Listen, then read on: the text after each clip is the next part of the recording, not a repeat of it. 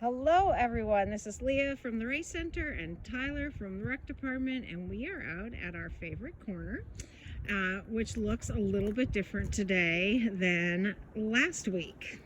Indeed. So my plan last week, when I had been over there, on the ground, listening to the snow, picking up the fluffy snow, and I was hoping to be able to continue our conversation about the sound of snow, but this rock, which had that insulating layer on top, is bare, and so is much of the forest floor. And it made me wonder how that affects the forest to have that bare floor in the winter. And I'm not the first person to wonder that. And so right now it is the 17th of December. Pretty comfortable, no gloves. It's pretty warm out. And what happens, there are some folks over at the Hubbard Brook Experimental Forest, an amazing place, so much cool research there. One of the first places where they were talking about acid rain, but they, for over a decade, have been doing research on exactly this topic. So after a snowfall, they have some plots in the forest where researchers will go shovel off the snow and move it off of the forest floor.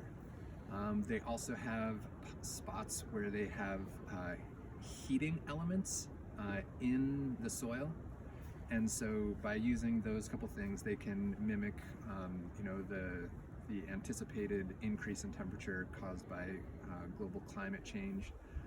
But by shoveling the snow off, they can mimic, conditions like this.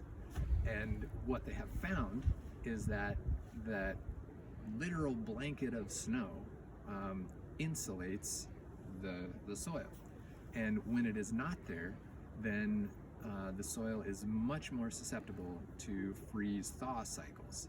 So the soil underneath that layer of snow tends to stay at actually a pretty constant temperature, not big fluctuations, but this bare soil is very much exposed to the 45, 50 degree temperature that we're having today, and then the 20 degrees that's going to happen in the near future. And so what happens is, many of the folks watching this have probably driven on a road or been in a road, on a road in the Northeast and experienced frost heaves, and that same action affects the forest floor. And so when the water in the soil freezes and thaws, it moves around, and it actually can disrupt tree roots, and it can tear those roots. And when that happens, there's a whole cascade of effects. So that results in less uptake of nutrients into the trees. So there's more nitrogen that then can be pulled out of the soil. The rain moisture will make those nutrients unavailable to the trees. It also affects the amount of carbon uptake, and there are other effects. Fewer, less diverse, and less numerous insect populations in that shifting ground, and so that stability in the winter by that snow cover, when it is gone, there's a lot of reactions that result from the instability that freezing and thawing creates. And so when you look around, it's kind of like cool, we get this bonus hiking weather, grab your micro spikes, go to town, but there are things going on in this naked forest floor that really, it's pretty happy with that blanket of snow.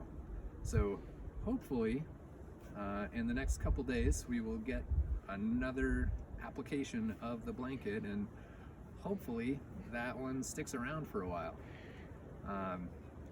And then we can talk more about the sound of snow. Sounds good. Thanks, Tyler.